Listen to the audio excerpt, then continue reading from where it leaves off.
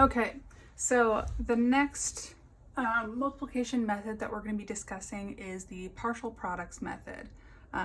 Also, just to note, I added our explanation of why we add zeros as a placeholder right here, just for visual reference. So, beginning the partial products method. So we're actually going to set up our problem in a similar way to the traditional method, which I guess you could start off the similarities with that. So 321 times 54. Oh, actually I need to be saving space, so I'm gonna rewrite that further up. I'm dividing each method into a third of the whiteboard so that when we're comparing and contrasting, it's easier to see all methods put together. So that's why I'm doing it this way. But 321 times 54. So the partial products method breaks down each number that we're multiplying into its place value, I guess. And basically what we're doing is foiling. We are multiplying each place or each number by all the other numbers in we're multiplying each digit by all the other digits in the other number.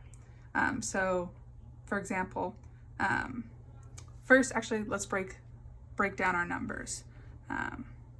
So an example of what that looks like is taking the number 321. So essentially what we have is 3 groups of 100, 2 groups of 10, and 1 group of ones. So we have 300 plus 20 plus 1. That's really hard to see.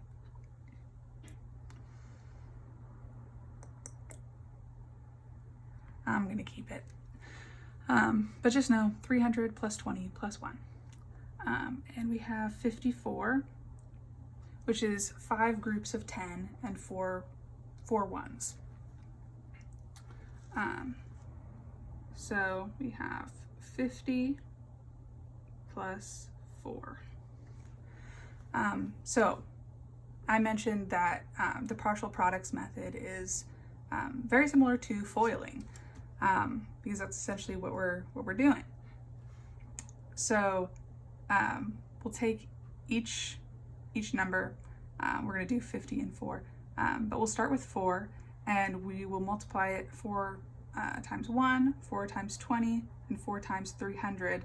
Then we're going to move over to 50, 50 times 1, 50 times 20, and 50 times 300. And then we will add up all of those products together to give us 321 times 54. How this is similar to foiling, I'm just going to brush over this. I'm not going to go all out, but you know that foil. So when you're foiling, you multiply the first digits. Let's see, I'll give us A times B plus C times D.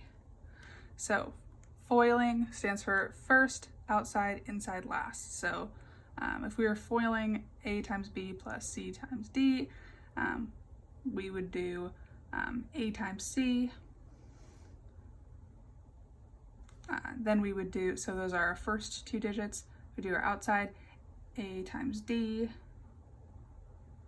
Our inside digits, B and C, so B times C. And then our last digits, so B times D. And then we would add all of these products together. And that is basically what we are doing in the partial products method. So with that, let's get started. So we're going to start off with 4 and set up all of our, I'm going to erase this, or just this part at least. Oh no.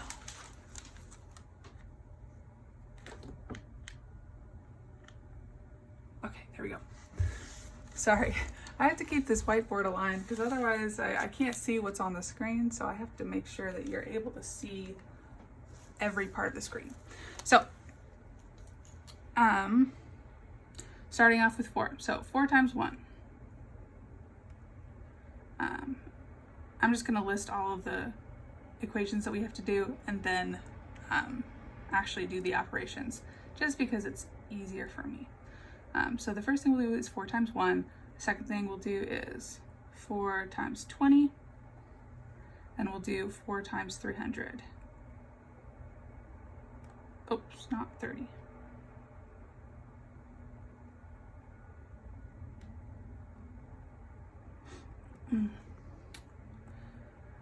Next, we move on to 50.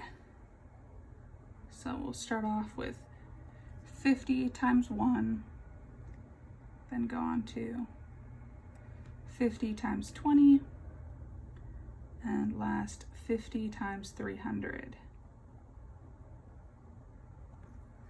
All right, starting off, 4 times 1 is going to give us 4. 4 times 20. This is where I also wanted to include breaking down how to multiply numbers, like when teaching this to kids. One way to look at 4 times 20 is you could do 4 groups of 20. So you could add 20 plus 20 plus 20 plus 20. And that's going to give us 80, because there's 2, 4, 6, 8 groups of 10. You could also solve this, let's erase this method.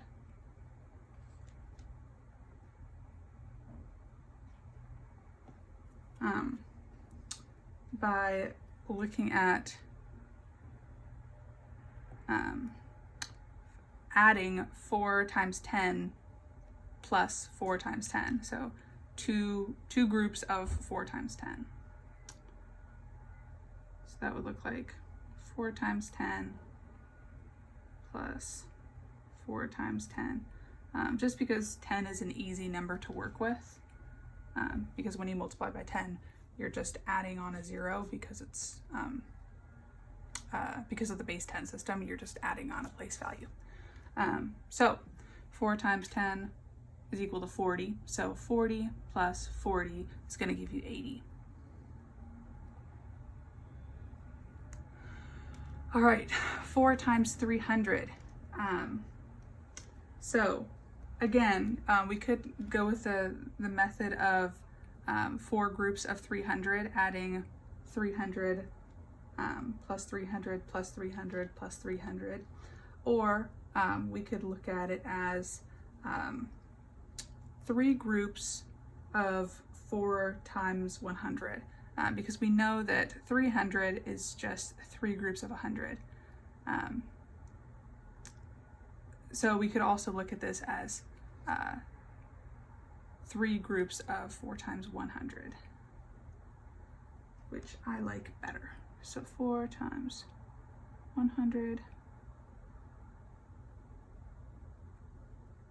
is 100 plus, I was trying not to go over, but it's not possible, I'm sorry. But anyways, so this will give us 400 plus 400 plus 400, which is going to give us 1,200.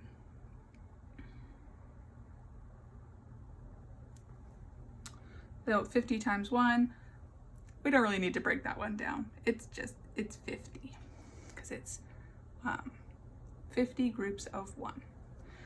So 50 times 20,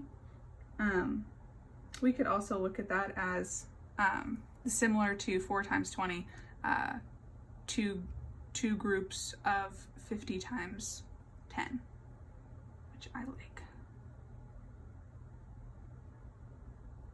So 50 times 10 plus 50, 50 times 10, there we go. Which is going to be 50 times 10 is equal to 500, so 500 plus 500, which is going to give us 1,000.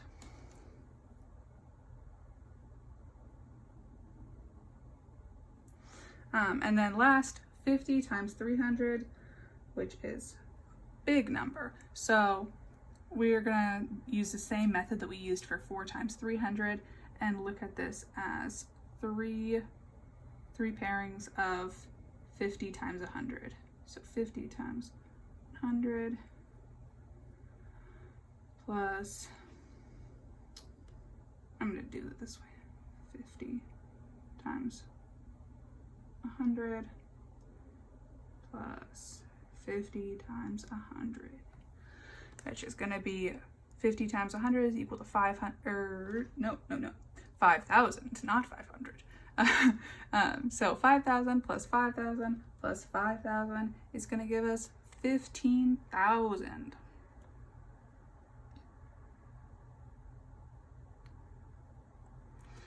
So now we're going to add together all these products. So 4, and it's just zeros, so we know it's just going to be 4. 8 plus 5 is going to give us 13. And just like in this problem, we're going to need to carry our 1. So 2, and then plus 1 is going to give us 3. And then 5 plus 1, and then plus 1 is going to give us 7. And then dropping down our 1, giving us an answer of 17,334, just like in our traditional method. 17,334. All right, so now let's start on our last method, and then we'll get into comparing and contrasting all 3 methods.